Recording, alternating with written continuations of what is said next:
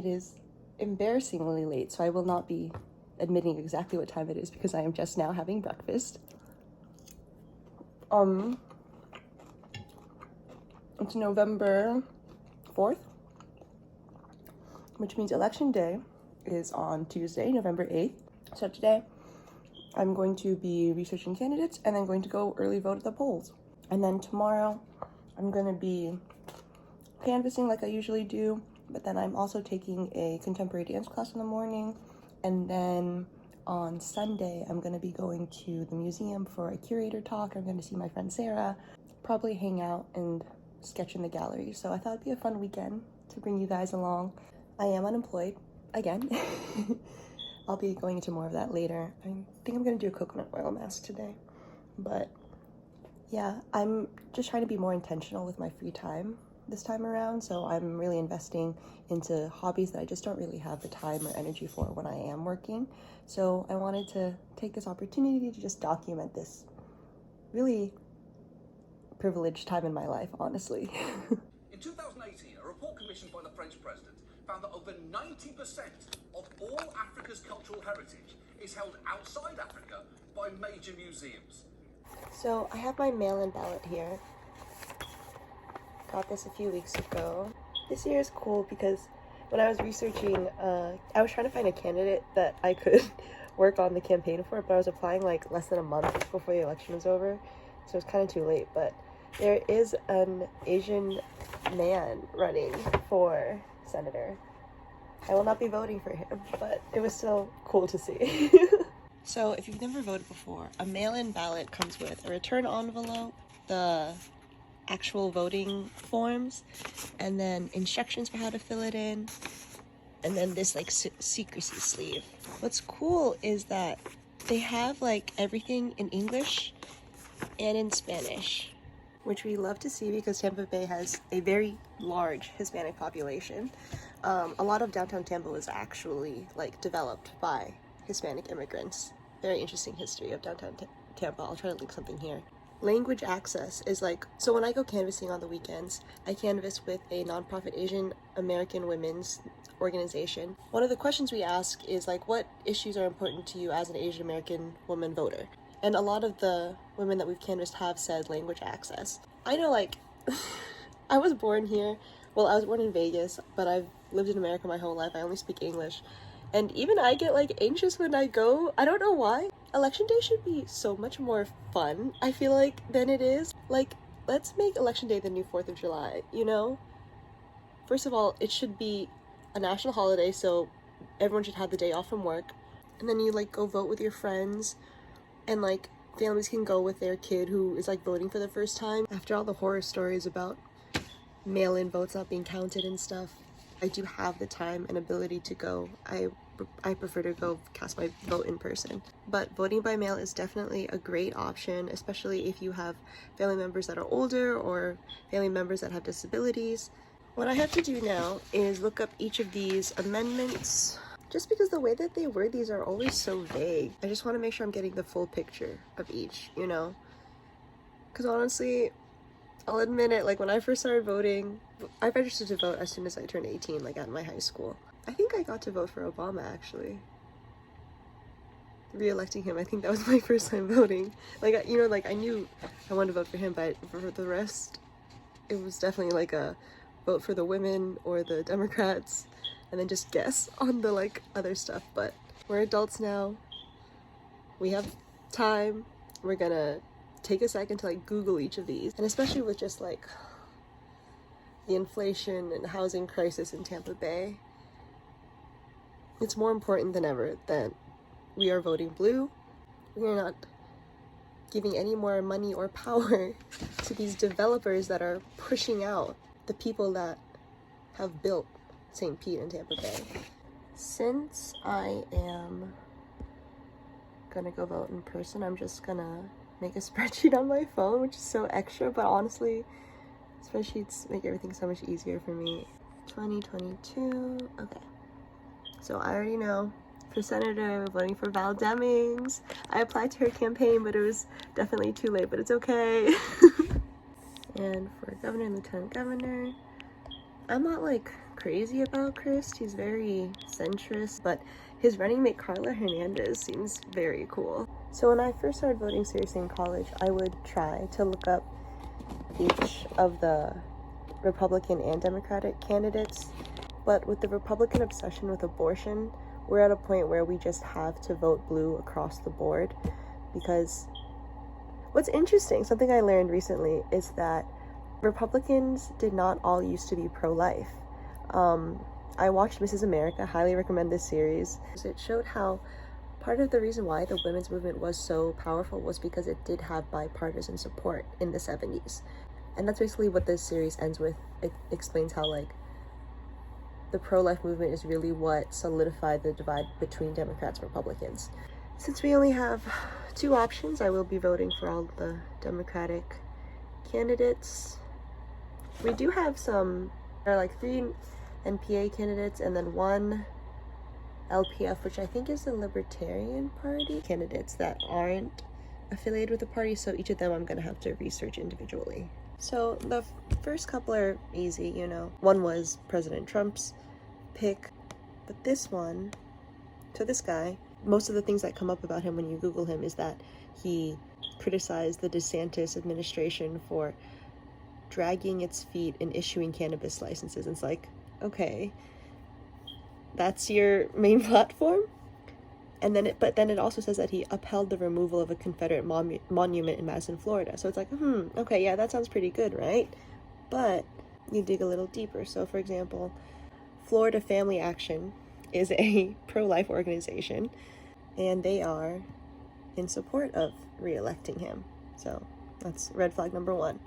And then Duval Democrats, their voter guide says no to retain. So even though he allowed the removal of a Confederate monument, he is supported by a pro-life organization and not supported by a Democratic organization. So I am voting no to retaining. So some of these are a little bit more nuanced, and you have to decide which issues are more important to you. I just have 2 more positions left, and then 6 amendments to Google, and then we're gonna go to the polls. Research is done. We're going to the closest election place to me. It's like downtown, so it's only like 8 minutes. I've got my nap-off bag. Look how cute it is. Not your model minority. So I've got voter card just in case, and then a book. Just started reading I'm Glad My Mom Died by Jeanette McCurdy. I'm literally only like 3 or 4 chapters in, but it's so good. Okay, let's go. It's been a long year, pour the glass out to the ones that ain't here by choice. I hoist it all up, this ain't love, no rabbit's foot. I got this thing wrapped up, the girls favorite rapper if they... Hello from my bathroom. So, voting took no time at all. I checked the meter when I got out of the building, and it literally took me 12 minutes in and out to vote. But there was like no line at all. The other nice thing about voting early instead of waiting for election day is that there's less like you're not supposed to campaign directly outside of voting centers. But I remember last year when I voted, there were like people for not the actual candidates themselves, I think, but like their supporters were set up like just across the street over. I just made myself some lunch/dinner. My favorite thing this year is to just like make tacos out of whatever meat we have in the fridge. And I just throw in like al pastor seasoning and stuff. And now I'm just going to do coconut oil mask. And I thought that this would be a good time to just explain basically. So I quit my last position after 4 months. And it's sad because like I've never gotten along with a team so well before. But this is the second nonprofit that I worked at now. And I'm starting to understand the perspective of nonprofit dissenters. I'm starting to see how maybe I could have a greater impact as an individual if I do activism outside of work. Like if I had a job that was just about making money, that it would be easier for me to set boundaries with, and then I would have more money and time to actually do advocacy outside of my work. It's very hard to sustainably make activism or advocacy your career without becoming part of the problem, you know?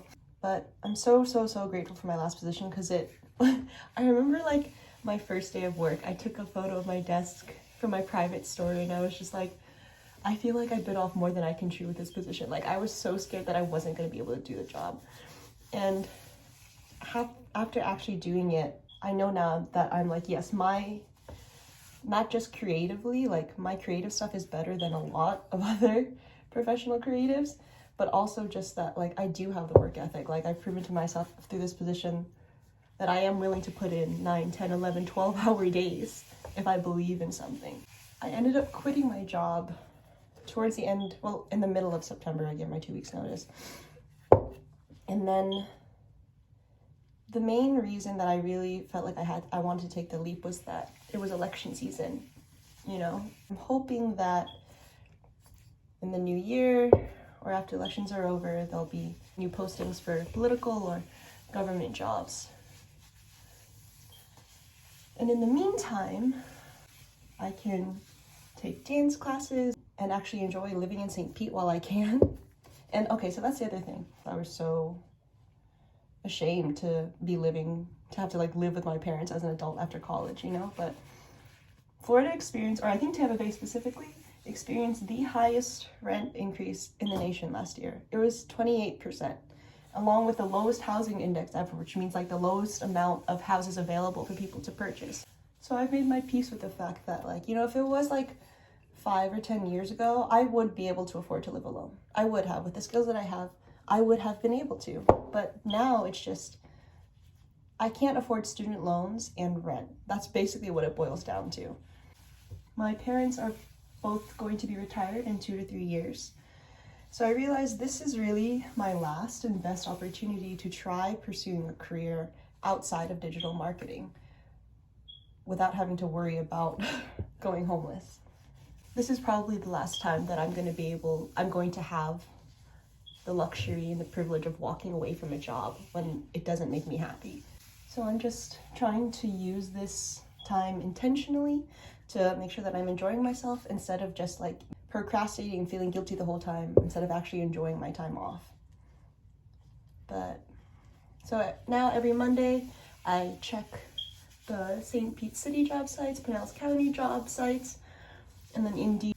There are a couple like county jobs, like a legal secretary and like office administrator. So those are kinds of things that I might be interested in doing, but I think I'm just gonna wait another week and see what pops up before I apply for anything else.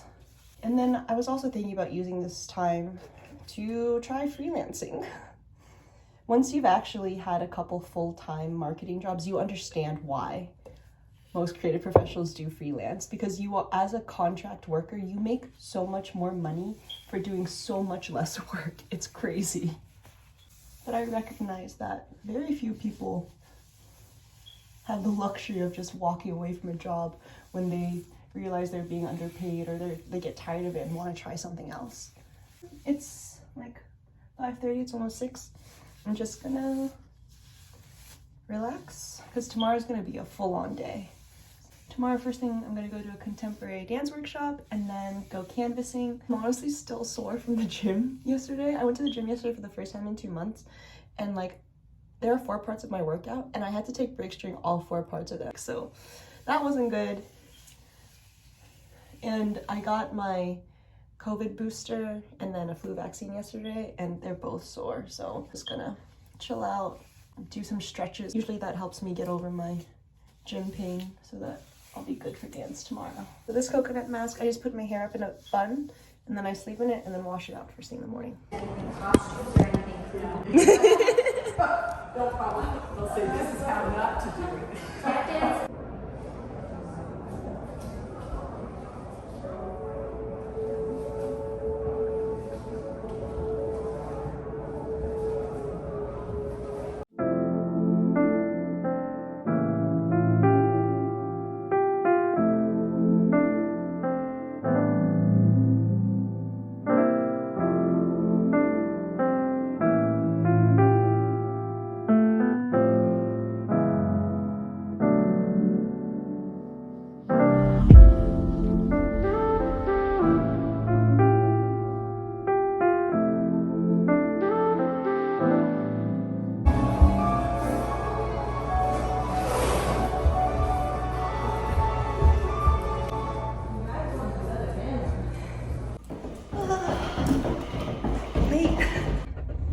Dance class was great. I went to the wrong building at first. I went to like north instead of south, but I found it. There was a cute little studio above this gallery where I participated in like the art show for a journalism program I did like when I was in middle school and elementary school. But dance class was great. There's only 2 other girls there, and I already know both of them. They did classes at my other studio. Oh my god, a bee.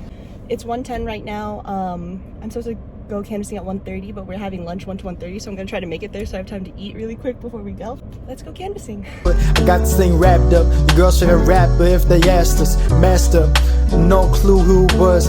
Didn't see it coming. Behind you with the candlestick. Bet you know my handle sick. J Will the way I handle shit. And my daddy told me boss moves. Can't slow up. I know I. Hello from my bathroom again. I'm back. I'm home. It's already 7:30. I was only supposed to canvass until 4, but I got there late, so we didn't end up going until like 2, and then we canvassed from 2 to 4:30. And then our organizer, the girl who organized all of us, was like, have you guys tried mochi nut yet? So then we went there, and I think we must have, because if we finished at 4:30, we left at like maybe 5. Yeah, we were literally there for like an hour and a half, just like chatting. So going from dance directly to canvassing made me so sticky. I just took a bath and it felt so good, but my face is already, I already have a pimple here. So I'm doing an AHA peel. I'm sure you've heard of this brand. Highly recommend. It's only like $8 at Ulta.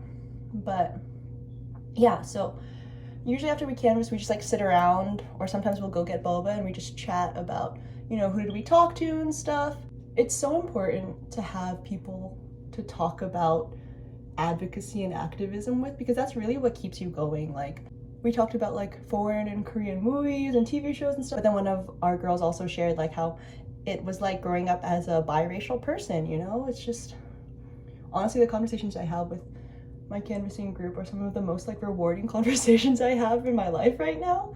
Honestly, it was like so fun. When I started doing adult ballet lessons, it was during like a summer workshop series, and then there was also a girl that was in one of the ballet classes invited me to take the contemporary dance that she was teaching. So that was the first time I took it, and then she's the one that invited me again today. And I love ballet because it's so like technical. Like, there's a right and a wrong way to hold your arm, to hold your hand, to hold your fingers, everything. Whereas contemporary is kind of the opposite, where it's very much about just like feeling the moves, and like, whereas in ballet, you're supposed to like always be like in control, kind of. So it's really fun. After I wash off, I like to use a retinol thing. Usually I use this one. I ordered this after those photos of Anne Hathaway at Cannes went viral. Usually I use that one, but whoops. I have this sample size Drunk Elephant, and I've had it for almost a year or more, I think, already, so I'm gonna use this instead because I'm trying to use it up before it goes bad.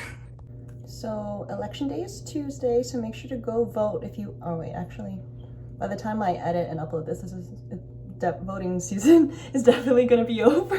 It's Monday night and I'm finishing editing this so that I can upload it tomorrow, Tuesday, November 8th. So if you haven't voted yet, go vote and vote blue. But yeah, we were talking about how we all voted already. We're trying to make sure that all of our friends and family voted, just like how dedicated Republicans and Republican voters are. So not their values, but that's definitely the energy that we need to be channeling. I'm just gonna probably watch the last episode of Human Resources, and I'll see you guys tomorrow.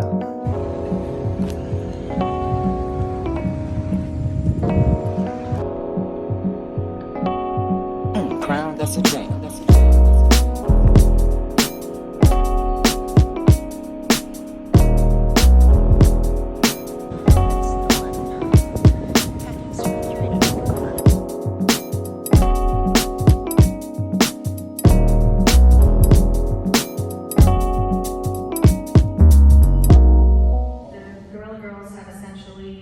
Reclaimed it, of course, with their gorilla mask on top. The Museum of Fine Arts, we purchased the Portfolio Complete, which is a grouping of over 90 prints by the Gorilla Girls that have been signed.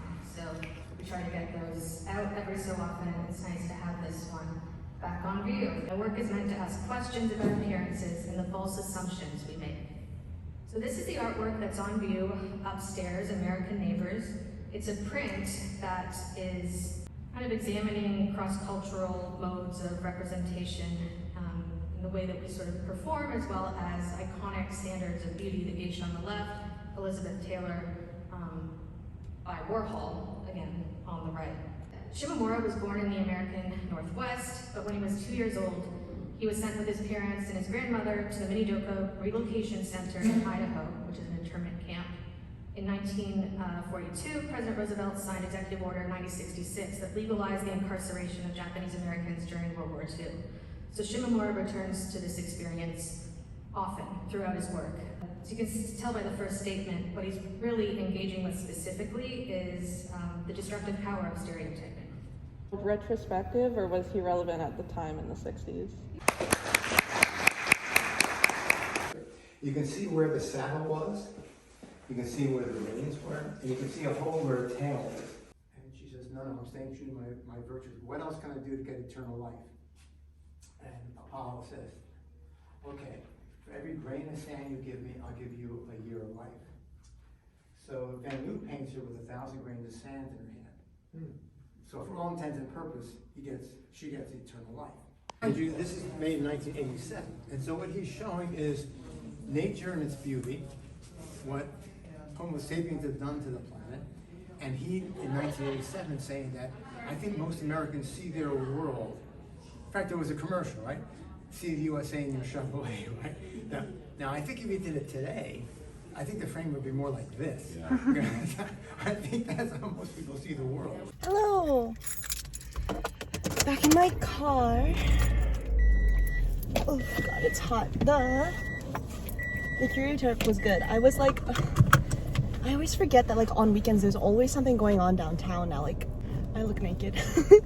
Apparently there's a food and wine festival going on in downtown, or at the Sundial. But when there's special events, the public parking garages become like $10.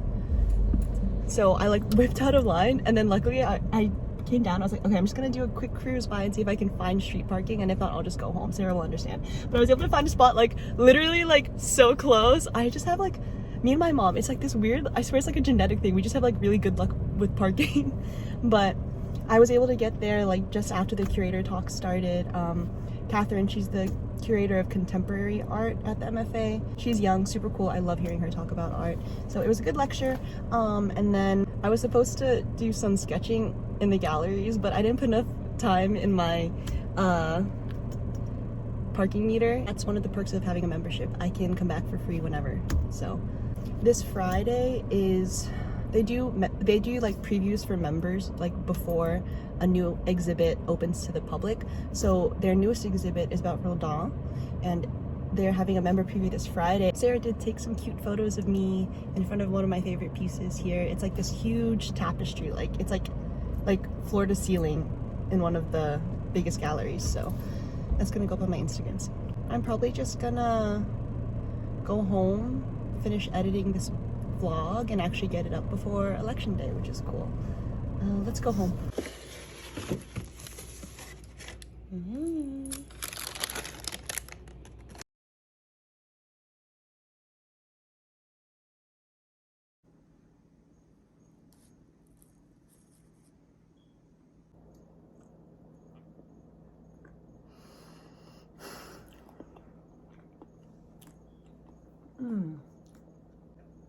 Hi.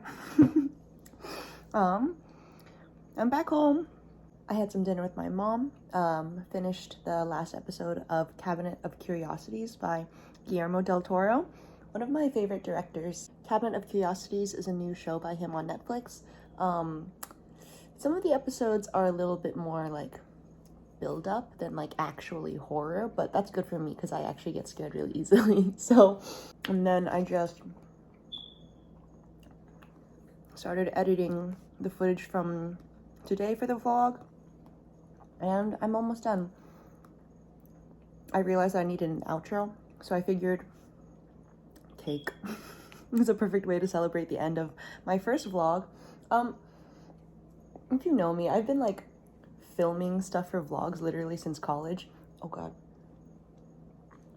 And I never got around to editing them because I was always good at getting like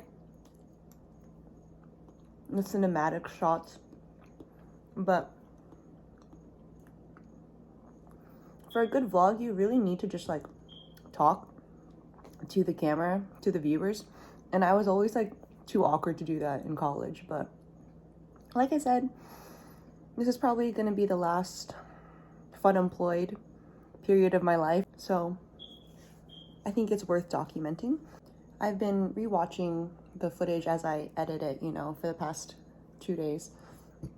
And I'm actually pretty happy with how it turned out. So I'm definitely not trying to become like a weekly vlogger. That's way too much work for not enough pay. I had originally planned to do, so like this vlog is a weekend, and then I was planning to do a full, like a 5-day week vlog immediately after this. But honestly, like I need a break from filming every day, mainly because I also wanted to get some footage of my ballet classes. And then on Friday, like I mentioned before, I'm going to be going to the member preview for the newest exhibit at the MFA. So I thought that would be a really cool vlog, but I might end up just doing a Friday vlog, or maybe I might do another weekend vlog, but don't expect these to be regular. But if you enjoyed the vlog, please leave a like, comment, subscribe, share, and come back for the next one.